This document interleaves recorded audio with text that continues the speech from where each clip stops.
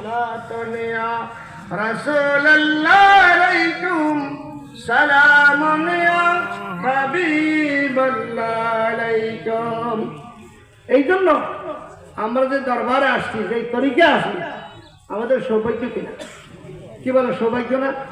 এমন পর্যায়ে আমরা এই পর্যায়ের ওই দরবার আসতে পেরেছি, আলহামদুলিল্লাহ বলে। তারপরেও নামটা মদিনার জামাত, নামটা কি? মদিনাওয়ালা সরাসরি পরিচালনা করে। যাদের জিয়ারতের সবক আছে তারা খেয়াল করলে বুঝবেন কিভাবে রাসূলুল্লাহর ফয়েজ আসতেছে। সুবহানাল্লাহ। এই জন্য মদিনা জামাতে আসার পরে আপনি সুদ খাইবেন, মদিনা জামাতে এলে গীবত করবেন, মদিনা জামাতে আসিয়া আপনি সুদের সাথে জড়িত, ঘুষের সাথে জড়িত, কালোবাজারি করবেন, মদিনা জামাতে নামাজ তরক করবেন, মদিনা জামাতে এসে আপনি অন্যায়ের সাথে আপোষ করবেন। আপনার অন্য আপোষ করার পরে করবেন আমি তো মদিনা জামাতে কিছু পাইলাম না। এটা কি দাদার দোষ? এটা কোনার দোষ না আপনার মুর্শিদের দোষ? আপনি আমি তৈরি হতে পারি নাই।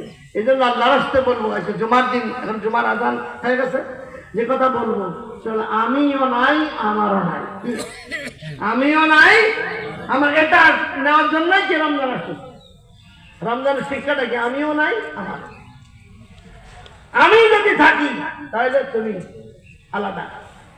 হ্যাঁ, আল্লামা কাঞ্জিবি রহমতুল্লাহ লিখছেন যে আপনার লাইলি মসজিদের ঘটনায় মজদুর আলী কালদার বলতেছে, লাইলি লাইলি বলতেছে কে তুমি? আমি মজদুর, সকাল থেকে সন্ধ্যা পর্যন্ত দাঁড়িয়ে দরকার হবে। সন্ধ্যার আগে বলতেছে কে তুমি? তুমি। আমি আর নাই, তুমি। আমিও লাইলি, তুমিও লাইলি। তখন দরজা খুলছে। এটা মেসাল দিতে যে আমি আল্লাহর ইবাদত করব, আল্লাহর বান্দা হব, আল্লাহর ওলি হতে চাই, কিন্তু আমি আমারটা ঠিক রাখি, আল্লাহটা ঠিক নাই। হবে নাকি? হবে হবে।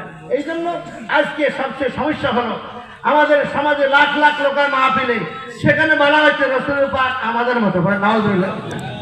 এখন আমাদের মতো যারা মসজিদের মিম্বরে চারতলা মসজিদে আপনার বসে হুজুর বলতেছেন বলুন আমি আপনাদের মতো মানুষ, নাউযুবিল্লাহ। এই তারপরে পরেরটা কেন ইউহা ইলাইয়া, ওই আসলে রাসূল হওয়া লাগে। কি লাগে? রাসূল হওয়া লাগে। রাসূল কয় নম্বর তার বলছি?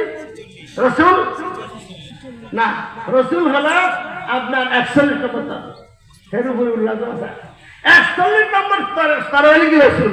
আর এই মুনবী বল ইন্নামা আনা বাশারুন মিসলুকুম তাফসীর করতেছে, বলুন আপনি আমাদের মতো। সারা জন্য জানেন না কোরআনের নাসিক